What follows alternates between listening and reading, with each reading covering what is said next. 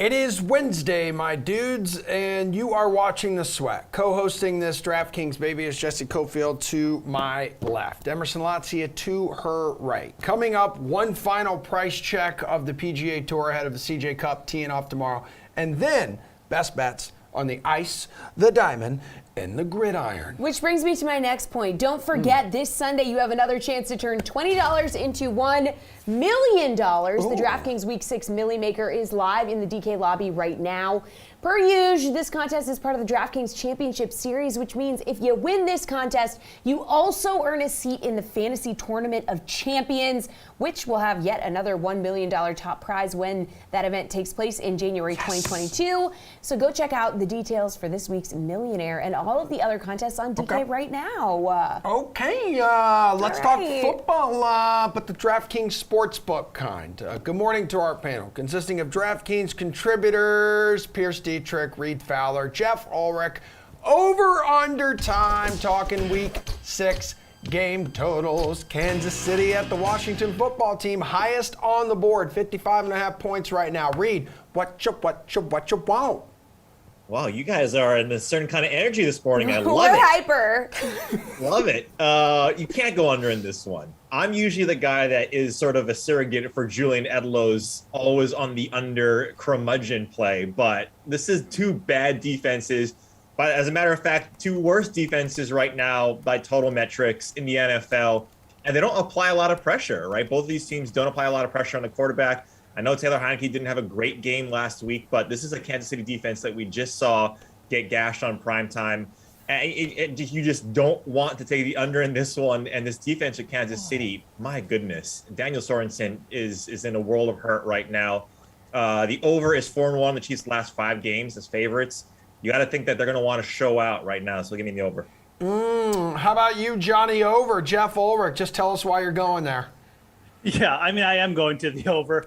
I think the only thing that scares me a little bit in this game is has the fairy dust worn off on Taylor Heineke, and does he just be so bad again that, we just don't get there, even if Kansas City scores 40 points. But before we worry too much about that, you probably shouldn't worry too much about it because he's playing the Kansas City Chiefs defense this week. Yards per pass attempt, they're third last. They're up there in terms of yards per attempt on the ground allowed. So Antonio Gibson might get there just alone by himself for this. I mean, two of the and really, I can't speak enough about how bad the defenses are in this game. Everyone was purporting Washington, including myself, to be one of the best defenses in the league this year. And I think one of the biggest underrated stories is how bad this defense has been, not just passing, but their pass rate under 2 sacks per game. This is a spot for Mahomes and Travis Kelce to get off as well. So, yeah, all things considered, I'd love to see this one get down to at least 54.5, but I'm still going over. All right, Pierce, what scares you about taking the over? Anything at all?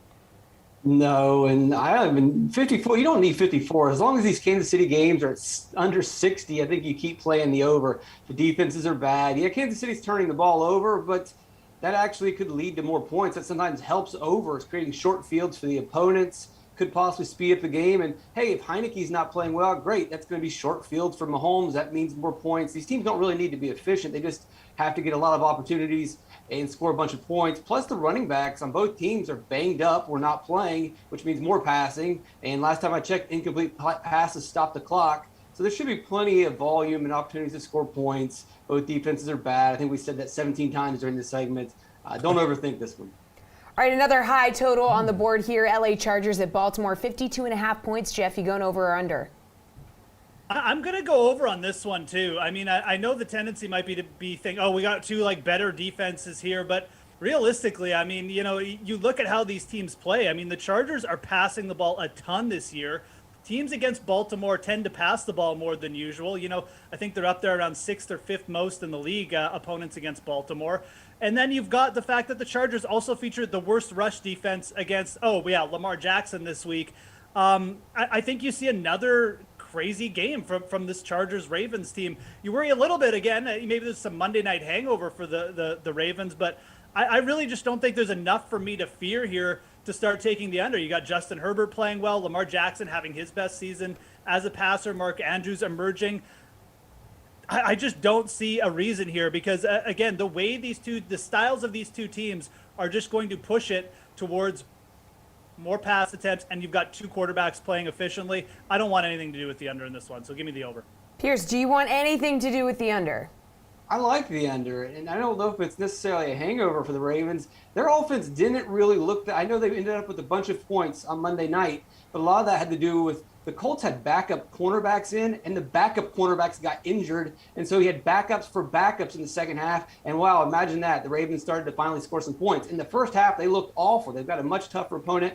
I know that the Chargers allowed yards on the ground, but that secondary is pretty solid, 8th in DVOA. They're not going to be able to easily pick apart this defense like Lamar was able to last time. And that would have made it 3 unders in a row for the Ravens. And the Chargers, as explosive and exciting as they are, they've gone under 4 times. And it wasn't until last week where they basically just had a bad game defensively and got in a shootout with the Browns. I don't think that this super high-powered scoring team. I'll take the under. All right, Reed, 1 for the under, 1 for the over. Where are you going? Yeah, I'm going to side with Jeff here, even though what Pierce was saying, the unders do present a lot of value in Chargers games because of the style in which they play, right? And Baltimore, it kind of goes back to the first question with the defense. The Baltimore defense is not good. Carson Wentz and the Colts essentially should have won that game because of how bad this defense was. They weren't applying a lot of pressure on Carson Wentz. And when they did, Carson Wentz was able to, and I can say Carson Wentz like 10 more times in this segment. Yes. But they were able to get through all these zones, and Jonathan Taylor, Nyheim Hines, Pittman, all these guys had productive days and, on a shorter week. And we know Baltimore, struggles to get healthy. Patrick Queen at that middle linebacker position had the worst PFF grade on the entire weekend. And that's not really panning out for the Ravens. So I do think this goes over. The Chargers put up a lot of points last week. I think that keeps on rolling, especially when you get this defense against the Ravens. Reed, Dallas at New England has a total of 51.5 points. You want to go over or under that? Well, I really wanted to go over on this one with Dallas. They're 4-1 hitting the over, right? So they're leading the league, but I'm going to go under. And it's more the New England side. Their pass defense is the one positive thing I think we can talk about with the Patriots. Again, they haven't faced a Dallas team or an offense like Dallas. But look at New England. They're 1-4 hitting the over with a -6 point differential on that number. They're at home. They're going to want to mitigate as much as possible this Dallas offense. And Dallas is running the ball more than they have in years past. 44% run plays to 56 pass. They have a two-headed monster with Zeke Elliott and Tony Pollard. So give me the under. Okay, Jeffrey. Hey. Over or under? Hey. 51.5 points. I'm definitely. Look, we do have two dichotomies. The Cowboys defense loves to give up garbage points. They love to play at a fast pace. They've got Dak Prescott, but the Patriots, man, they just push games to under. They drag teams down with them. And you look at the Cowboys' schedule. Look, they played the Bucs. They played a bad defense in the Eagles and the Giants, who were just terrible because they lost all their skill players. So Reed is right. I as a game where the Cowboys are going to lean on their run, and the Patriots are just going to do what they do, which is try to keep games close till the bitter end and then try and get Nick Folk to hit 55-yard field goals. All things considered here, the Patriots pace of play here. With this line rising, it was actually under, and now it's gone up to 51. At 51, I think this is definitely an underplay for me. Is it definitely an underplay for you, Pierce? No, I can't believe I'm the only guy playing it over in a Cowboys game. This is the 4th best offense according to Football Outsiders. Their weapons look amazing. I mean, you can't complain about this offense at all. And they push it all throughout the game. They're scoring points in the first half, and they're scoring points in the second half with the lead. And Jeff alluded to it. This is a great spot for those, that backdoor garbage time cover by the Patriots. And if you look at Dallas specifically, they've got about the 14th best DVOA in the first half. In the fourth quarter, though, their DVOA drops to 19th because they're playing a lot more conservative. They're playing prevent defense with these leads. And I would not be surprised to see a backdoor New England cover and this thing goes over. All right. Were you going to say something, Emerson? No. I got nothing. Go ahead. All right. Green Bay at Chicago, NFC North rivalry. It's got a game total of 44.5 points. I'm not reading what you wrote, Emerson. One of the lowest on the board. Over or under, Jeff? I got nothing. That sounds like a tagline that we should be pegging Emerson for. Maybe get him a shirt. Look, I think this line is very close to being correct, but in today's NFL, just the rules, again, it favors the quarterbacks. I think when you get low lines like this or lines that look close, you got to lean over here. We've got Devonte Adams matched up against another weak set of cornerbacks. Yeah, you know what that means. It means Devonte Adams is going to be open all game, and he's got Aaron Rodgers throwing him the ball. So right there, you have the opportunity for another 30 points or so from Green Bay. And Green Bay's defense, still not that good. I mean, miracle work here from Justin Fields, all of a sudden for him to put up a 300-yard, 100-yard rushing game or something. But it is a spot where you could potentially see him eventually just get outside the pocket a little bit more, because Green Bay really doesn't have that many athletes right now. So all things considered here, I'm going to trust Chicago to get us 17, 20 points, but I think Green Bay will get us there with probably like a 30-burger. I'm going to say this line is begging us. Pierce, what do we think? I'm going to take the under. Green Bay shouldn't have really been in a close game last week, but they were, because they couldn't run the ball against the Bengals. They're going to struggle to run the ball against a better defense in the Bears and a better pass defense, and a pass defense that's healthier. I'm sure Adams and Rodgers will be fine, but it's going to be a much more challenging game and a pretty soft matchup. They really couldn't get the job done. And then also, as Jeff alluded to, Fields is in a great spot against the Green Bay Packers secondary that's missing their best players. And there are, shown pretty much a lot of weaknesses last week. Problem is, Fields is facing a 33% pressure rate. That's the worst in football. That line is just terrible. And his bad pass rating is 33%. That also is the worst in football. So you can't sustain drives. You can't put points on the board with those types of metrics. Maybe hit some big plays. We saw the Bengals hit big plays last week, but I wouldn't want to count on that. So I'll take the under. Reed, are you taking the under 44.5 points? Man, it's too low. With what Pierce is saying, I completely agree. And if you look at, Jair Alexander not being there, I don't think that's going to hurt necessarily against the Justin Fields led offense right now, because even though he's pushing the ball down the field a lot more than Andy Dalton or anybody else in that Chicago uniform under center, I just don't think that this number is high. It's Aaron Rodgers. I know both of these teams, 2-3 for Green Bay and 1-4 for Chicago, hitting the over.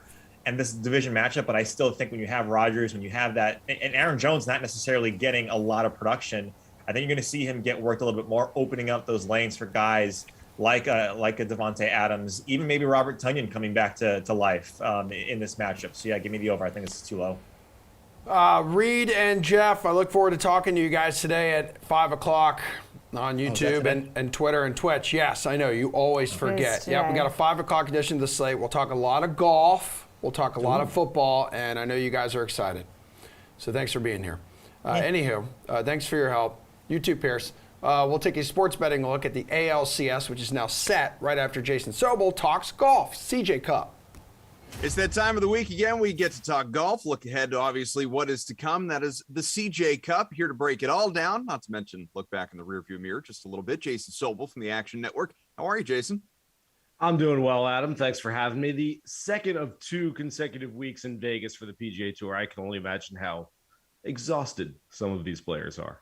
I know, it sounds absolutely terrible, but they're probably taking in a lot of shows. Let's talk about the CJ Cup, obviously, on the heels of what was, kind of exciting Shriners Children's Open. You had Sungjae Im, a guy that we talked about a little bit last week, go out, win this thing, absolutely dominant. He was 24 under par, 4 strokes clear of Matthew Wolff, so he was as you might say, on Sunday when he was, 9 under, he was doing the bull dance. He was feeling the flow. How do we feel about him right now going into this one? Yeah, so the truth is I really like Sungjae Im for the CJ Cup. He's got that CJ title sponsor on his hat that he wears every single week. This one, he has said in the past, means a lot to him because it's a Korean company. He's a Korean player. There are a lot of correlations there. And so I like Sungjae for the CJ Cup. I had him earmarked here for a long time. And then he goes and does something stupid like wins the Shriners Children's Open the very week before, and we all know how hard it is to go back-to-back. I do think Sungjae is going to have another good week. I can see him pulling a top 5 or maybe just a top 10 if we want to be a little more cautious on those prop plays. But I don't see him winning back-to-back after just winning for a second time in his career this past week.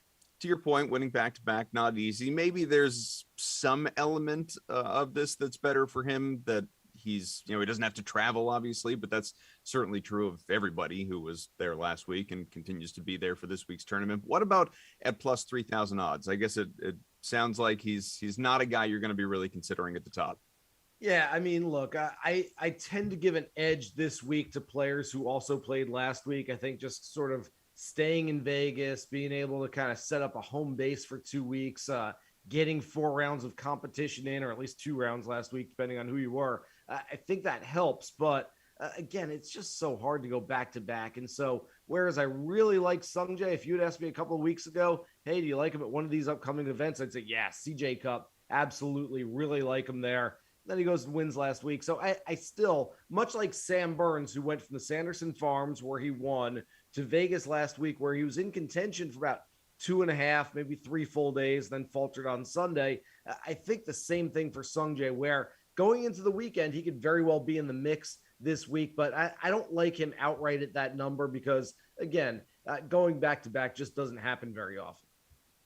Sam Burns, we'll talk about him in a little bit, but Jon Rahm, of course, the top golfer in the world. Then you have Dustin Johnson, who comes in at number 2. He also happens to be the favorite here in this event, the CJ Cup, at plus 1,000 odds on the DraftKings Sportsbook. Is that a number you like? I don't love it. Dustin Johnson has not played great as the favorite over the last 9-10 months, really this whole year. So you look back at the last time he was the favorite in any field, it was the 3M Open, an inferior field in Minnesota, and he missed the cut that week. I don't know that means a whole lot as far as what we can take from it this week, but DJ is a guy that I'm probably staying away from at that number. I don't like him enough. Certainly was great at the Ryder Cup, but we've seen other players over the last few weeks struggle in their first start back after playing in the Ryder Cup. So all of those players, I know you're probably going to ask me about Justin Thomas and Xander Shafley and Jordan Spieth and Tony Finau, and I'm going to cut you off right here, Adam, because before we even get there, I don't dislike any of those players, but okay, let's wait and see a little bit after the Ryder Cup, even 3 weeks past it when, they should be rested up and ready to get back out there. Well, you're right. Guys like Spieth and Oosthuizen and Finau, they're in, one realm, one little cluster of golfers, along with someone you mentioned before, Sam Burns, who comes in. He is plus 2,200 odds to win this event. Does that seem reasonable? Should it be higher, obviously, as a guy who, went out and won recently, or is that a fair number? No, I think it's a fair number. Look, his odds have essentially been cut in half, maybe cut in a third from where he was just a few months ago, but he's proving to be one of the better golfers in the world, and he's running hot right now. So we're going to start seeing some shorter prices on Sam Burns in some bigger fields against some bigger names, and it makes sense. The guy's a really, really good player. He's proven that he can win at this level. I think we're going to start seeing him win some bigger events. He's now won the Valspar and the Sanderson Farms. I wouldn't be surprised here in the 21-22 season if he picks off maybe not a major championship, but a WGC or something of an invitational, something of a little more importance than he's won so far. But he's on the right trajectory, on the right track, getting his career off to a very, very good start here in the early goings. And he's going to be a guy to watch. And again, I don't know that I'm chasing him at 22-1 this week. That seems like a little too short for me, but it's probably the right number. I just don't happen to like him as much this week.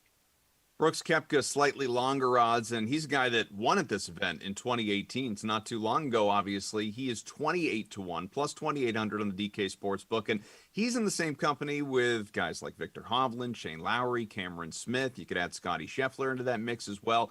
Is this a good number? Does he stand out amongst that group? The one bit of advice I will give to everybody out there is don't go looking at previous results at this CJ Cup. For years, it was played in Korea. Last year, it was moved to Vegas. Played at Shadow Creek, where Jason Kokrak was able to win over Xander Shafley in the final round. Now it's moved to the Summit Club. What does it mean that Brooks Koepka has won this before? It means he's got a trophy from the CJ Cup on his shelf somewhere, but that's all it means. It really has no continuity whatsoever. And so it makes it a little bit harder to try to prognosticate. It makes it a little bit harder to figure out your bets for the week because there is some great unknowns this week. We've never seen a professional event on this golf course, and we don't know how these players are going to react to it. I think it's going to be somewhat of a birdie fest. I think we're going to see a lot of red numbers. 24 under, won last week at TPC Summerlin on a par 71. This one's a par 72 with some reachable par fives. I expect something even lower than that, something maybe like we saw at Caves Valley for the BMW Championship at 27 under, could win this golf tournament. And so you look at guys who can make a lot of birdies, but you don't look at guys who have played well at the CJ Cup in the past because, quite frankly, it really has no relevance this week at all. How about some Vegas long shots this week? All right, so one guy that I really like, who's been a very good ball striker over the first 3 or 4 years of his PGA Tour career, but now he's starting to put everything together. You look at what Taylor Gooch has done in the early part of the season, a 4th place and an 11th place. He's top 14 in strokes gained tee to green, strokes gained on approach shots, strokes gained around the greens, and strokes gained total. So he's really starting to put together all facets of his game. I don't know that I'd go much below that as far as looking for an outright, but at 65 to 1, I believe he is on DraftKings, unless that number has drifted just a little bit. I think Taylor Gooch is a really smart play this week, and I would hedge that a little bit with top 5s, top 10s, but wouldn't surprise me to see him go out and beat even a really good field this week. Other end of the spectrum, Jason, generally you're a more inclusive person, but this interview, there's been a lot of, I don't really like him. I don't love him. That number isn't great for me. So I need you to, I guess keep going with that. Tell me who you're going to fade. All right. Negativity reigns the day. Okay. I will go with Rory Mcilroy as my big fade for the week. I just don't know what to expect from Rory on any given week right now. We saw how emotional he was, the raw emotion in his post-round interview after winning his Sunday singles match at Whistling Straits against Xander Shafley. And I've been asked numerous times in the last few weeks, why can't Rory bottle that emotion and bring it to individual events? And my easy answer to that is, well, yeah, it's just what the Ryder Cup is. The Ryder Cup is going to bring that more so than any individual event, even the major championships. I do think that Rory's had a hard time over the last few years just getting up, getting motivated and inspired for these events.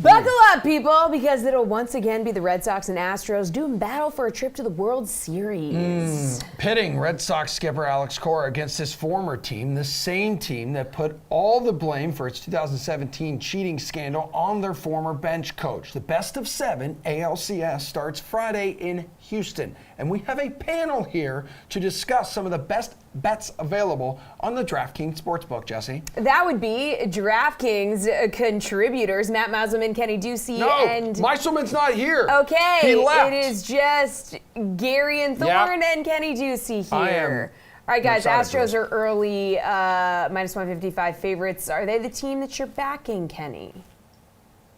I don't know if I can back a team with a bullpen this bad, Jesse. I know that this offense has been fantastic, but the Red Sox closed in September and October as the 5th best team in terms of WRC+.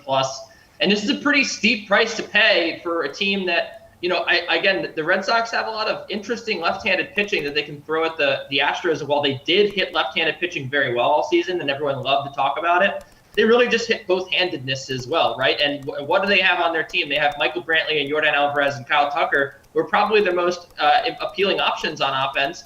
And if they throw a left-handed pitcher at them, while you're probably not going to completely neutralize the threat, I do think that you'll get a little bit of an interesting edge there. So I don't know. I think minus 155 is pretty steep for, again, a team with potentially the worst bullpen remaining in the postseason. Kenny, you back in? Garion, you back in the Stros? I'm just looking at Kenny saying his name. I'm just trying to process everything Kenny just said. Yeah.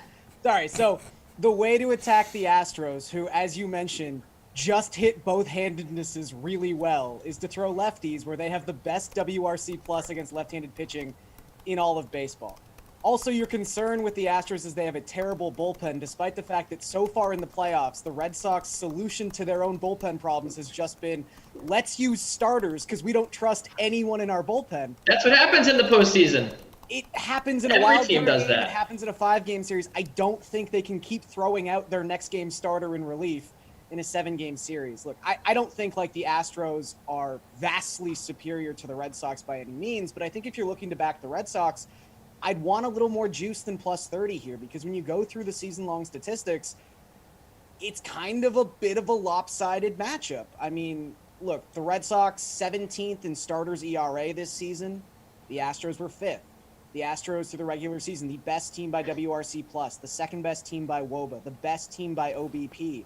The Pythagorean records for these two teams, which, you know, take it with a grain of salt if you want to, because they're not the actual results, but the Astros were a 101 team by Pythagorean, where the Red Sox were 88 and 74. Again, I'm not saying the Red Sox can't win this series, but I think I was expecting the Astros to maybe be around minus 200 as opposed to minus 155. So I think I'll be betting the Astros here just because I have similar concerns to Kenny's, but about the Red Sox bullpen, and I think the Astros are bar none the best offense in all of baseball. All right, Gary, this is a rematch of the 2018 ALCS here. Boston won that one in 5 games, dude. Currently, though, an ALCS ending 4-2, either way, has the best odds for the correct series score prop at plus 390. But you can bump that all the way up to plus 600 if you're willing to say the Red Sox win 4-2. I know you just said it's tough to see Boston winning this series, but I don't know, with these odds, would you take a chance?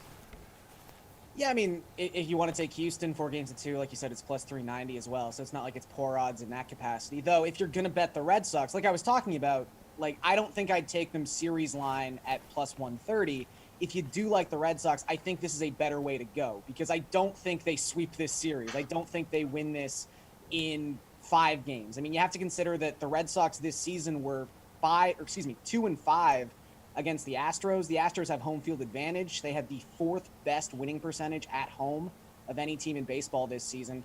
So if you do like the Red Sox, instead of betting plus 130, this is probably a pretty good route to go. Take them plus 400 to win it 4-3, or take them plus 600 to win it 4-2, because I don't think this is going to be like a neat and tidy sweep for the Red Sox if they do take this home. So yeah, I think a series line would be a nice alternative route to take if you are someone looking to back Boston. Hey, Kenny, would you consider taking Red Sox to win the series 4-2 at plus 600 odds?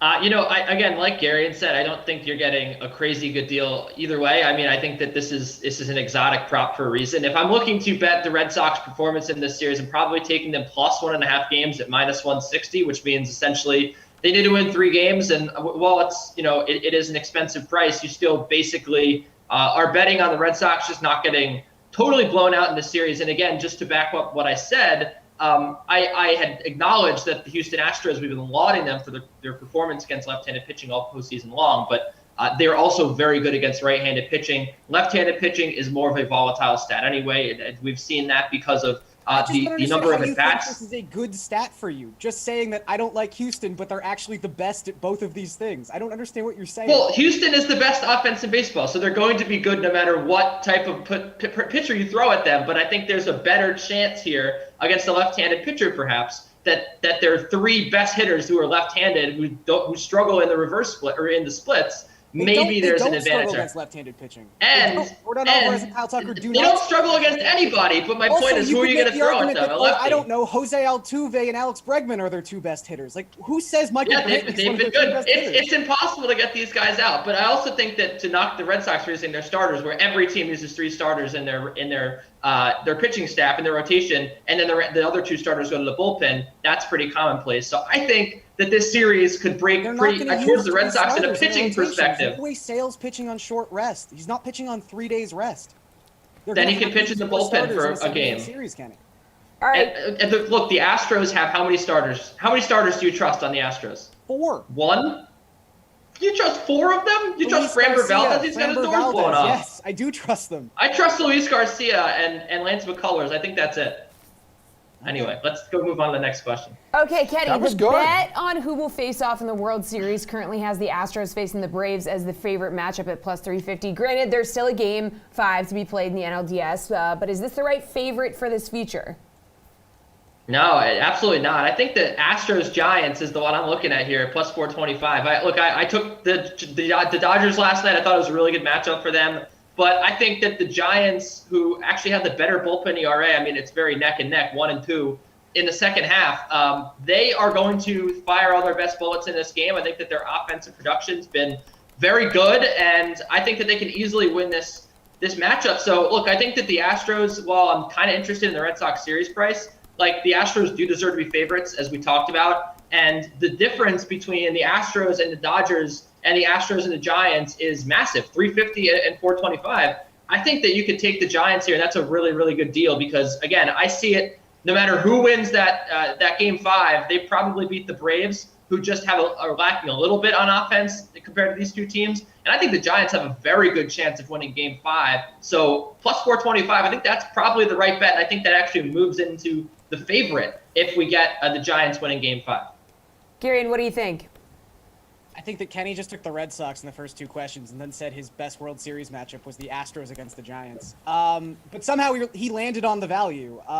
It's kind of weird. Like right now, as he mentioned, it is 425 to get Astros versus Giants. It is plus 350 to get Astros versus Dodgers. However, if you just look at the game 5 line right now in the DraftKings Sportsbook, the Giants are favored. They're not huge favorites, but they're at home and they're minus 115 favorites against the Dodgers to win that series. So it's really hard to comprehend why these 2 lines are so far away from each other when the Giants are actually favored to get past the Dodgers on the DraftKings Sportsbook. So I'm probably leaning towards the Dodgers winning that game anyway. So I do think Dodgers-Astros is probably the direction I'd be going here at plus 350, but that plus 425 line doesn't make any sense. So if you just want to blindly bet something that is sheer value, that's not a terrible direction to go. Gary, and we will get into all the details for Game 5, though, between the Dodgers and Giants, like more on tomorrow's show. But before we wrap up right now, what's your early feel on that game?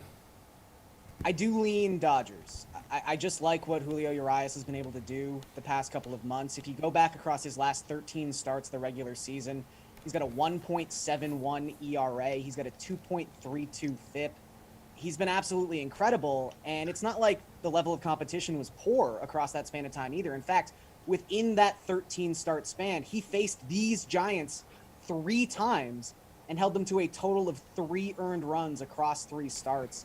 Logan Webb, also a very, very good pitcher. I really don't have anything negative to say about him, but if I'm going to give the slight pitching advantage to the Dodgers, I also think the Dodgers do have the slight offensive advantage. So maybe at some point they get to like even money plus 105, depending on how that line starts to move across the next 48 hours.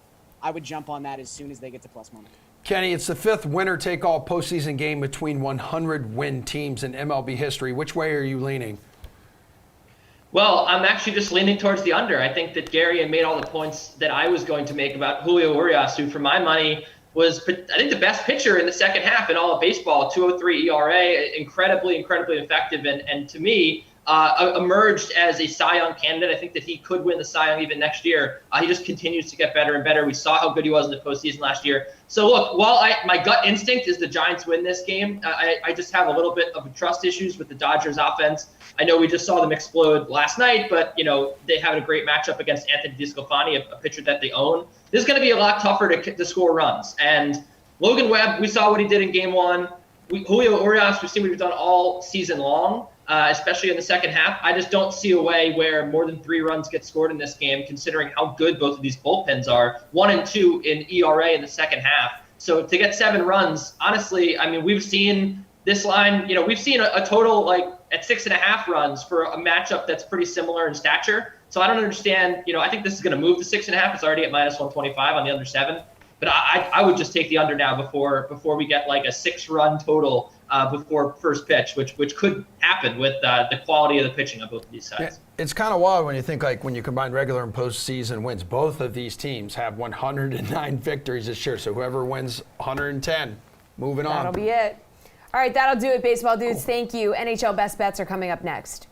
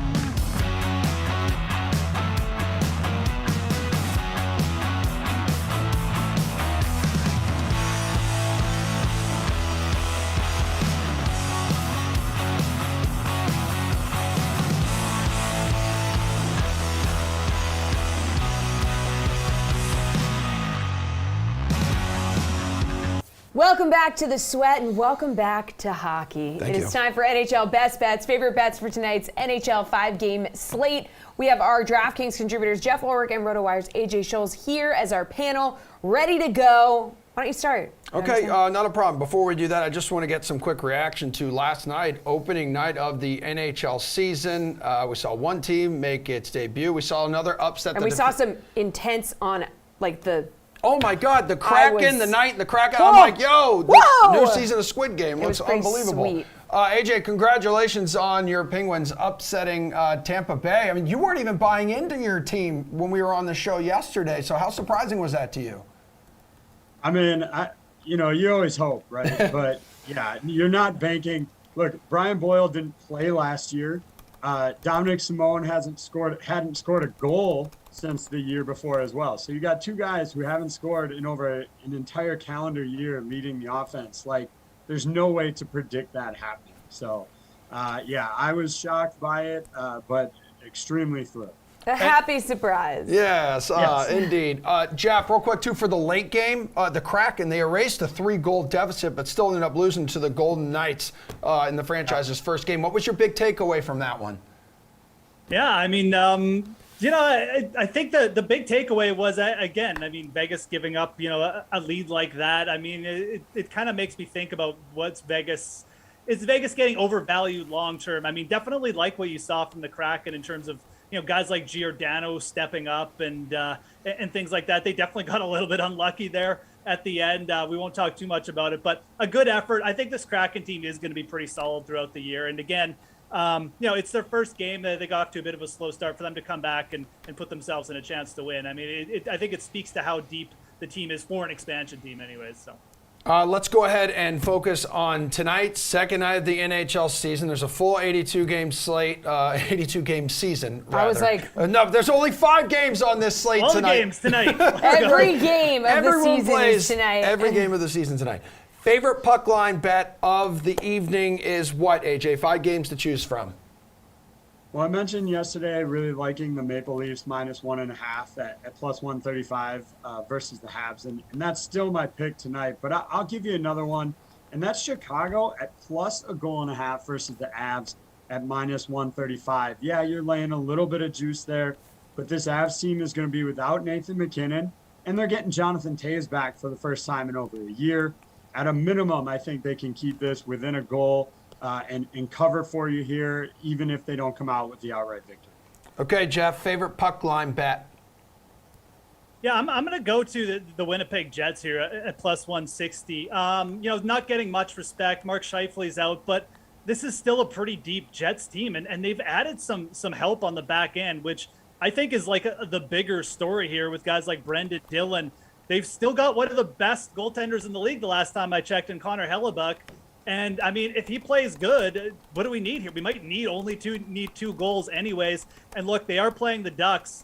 whenever pretty quality team in the Jets here at plus 160 on the puck line against the Jets to cover that, I think you need to take it. I think this is a bit of an overreaction to the Shifley news, which again, not that big a deal. They've got some depth down the front. So I like the Jets minus 1.5 at plus 160.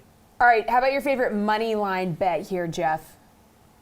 Yeah, for the money line, I'm going to keep it simpler, and I'm going to go to the New York Rangers again. We've got a setup here where Alex Ovechkin, he took the morning skate. It looks like he's going to play, but maybe not 100%. I think the bigger deal is you look at this Capitals team.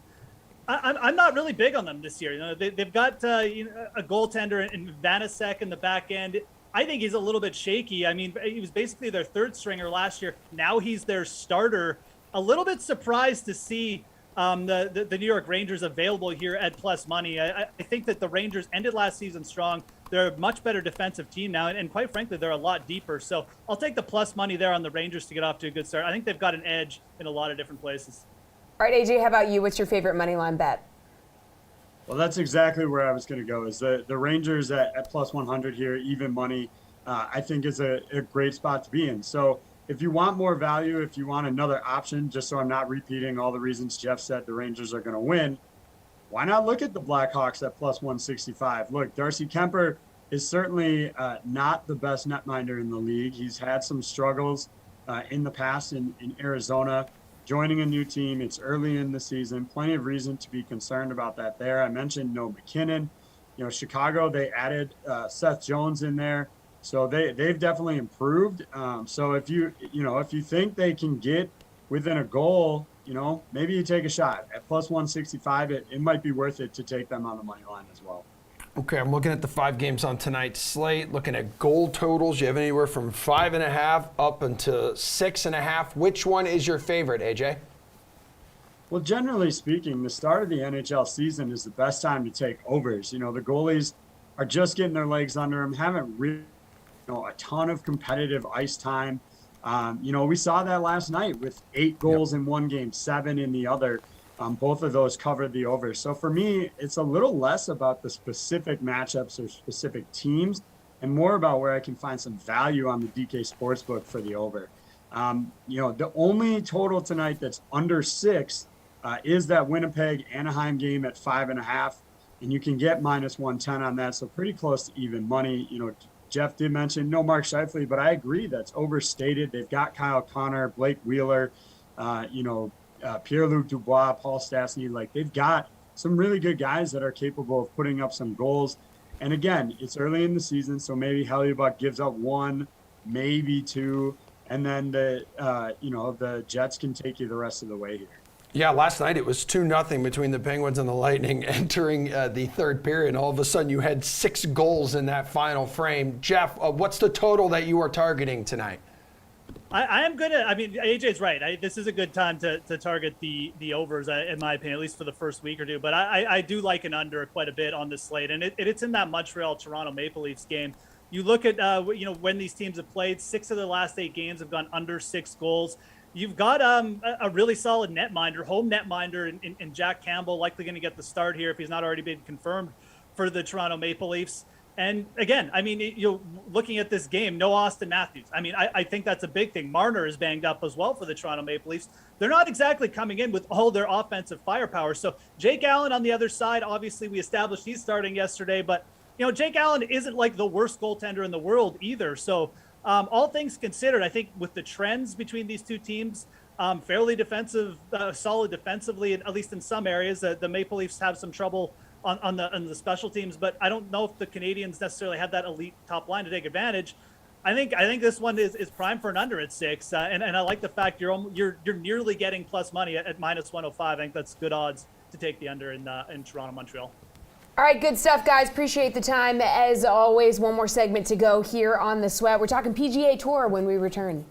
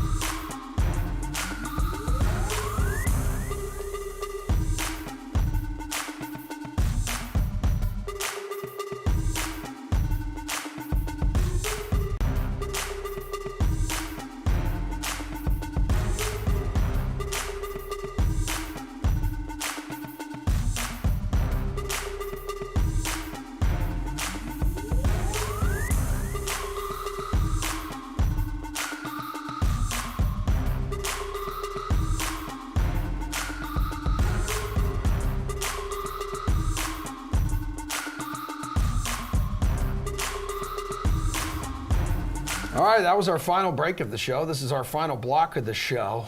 And we are going to introduce you now to RotoWire senior golf writer Len Hochberg, talking about the CJ Cup at the Summit Club in Vegas. We're going to price check a bunch of the salaries there, see which guys you like in the following price ranges. Yeah, so there are two golfers on the slate that come in over $11K, and that would be Dustin Johnson and Justin Thomas. So are you willing to pay up that high for one of these guys, or are you going to fade the top of the board?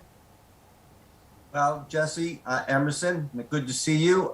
Yeah, this is a 78-man no-cut event. Gives us a good chance to take some gambles way down low in the 6,000s because we have all 4 rounds guaranteed. Conversely, that lets us go to some of the high-priced guys if we like them. And Dustin Johnson is one guy I do like. He's coming off the Ryder Cup. He went 5-0, a historic performance for him. He has not had a great year, but he was playing much better toward the end of last season, top 10s in 4 of his final 6 events. We know he can go super low. This is going to be a birdie fest. I like him this week. Justin Thomas is also very interesting. The narrative this week, his return to Bones Mackay as his caddy. I think people are thinking that great things are going to happen for Justin Thomas, and he probably will see a bit of a boost from Bones, but I don't know how quickly that'll happen. I'm more wait and see on that. I like Dustin Johnson of those 2 this week. It definitely seems to be rounding in the form for sure. Not that they're much cheaper here, Len, but there are 4 golfers just north of 10K. So you got Colin Morikawa, you got Xander, you got Jordan Spieth, you got Rory. That rounds out that group. Is there anyone of interest here, or are you looking a little lower than that? Well, I can be Captain Obvious with the best of them. Colin Morikawa, he is a member of the Summit Club. This is a largely unknown track. This has never been used on tour. It's really never been used in any major competition of any sort on any tour. But he's a member of the Summit Club. He's shot a 62 there. I think we can expect him to have a little bit of an advantage over some of the others. Xander Shafley, we always hear from him at this time. He tends to do well in these limited field, no-cut events, and he does. But I don't think there's any rhyme or reason for it. There's no golf statistic for it other than coincidence that he does well there. Jordan Spieth, I think, has an advantage this week in that the fairways are very wide, which will prevent him from getting into trouble. It's also a very short course, certainly at elevation in Vegas, even shorter. And so that becomes a more of a short game track, and that's where Jordan Spieth can shine. As for Rory, he didn't have a good Ryder Cup. He just hasn't had a good year at all. Of those 4, Morikawa and Spieth had my list. Okay. All right, so where are you looking for value in this event, Len? Yeah, I like I said, there is no cut. We get 4 rounds to look for guys and can really take advantage of that if a guy gets hot. Moving down the list, 9,200, Cameron Smith, not a long hitter. This course should play into his strengths. Shane Lowry at 8,300. Shane Lowry, if you look over at the DraftKings Sportsbook, he's plus 2,800. That's the same price as Victor Hoblin, who's 9,900 here, and Brooks Koepka, who's 9,700 here. There are some people who like Shane Lowry a lot this week, and I am one of them, and I understand why. He's played some very good tournaments in big fields this year, in tough fields. Very good short game for Shane Lowry. 7,400, I mentioned him last week. I probably mentioned him 2 weeks ago. Aaron Wise, he was 8th last week at the Shriners. I really like him a lot this year. No reason to back off of him right now. $7,100. Alex Noren, excuse me.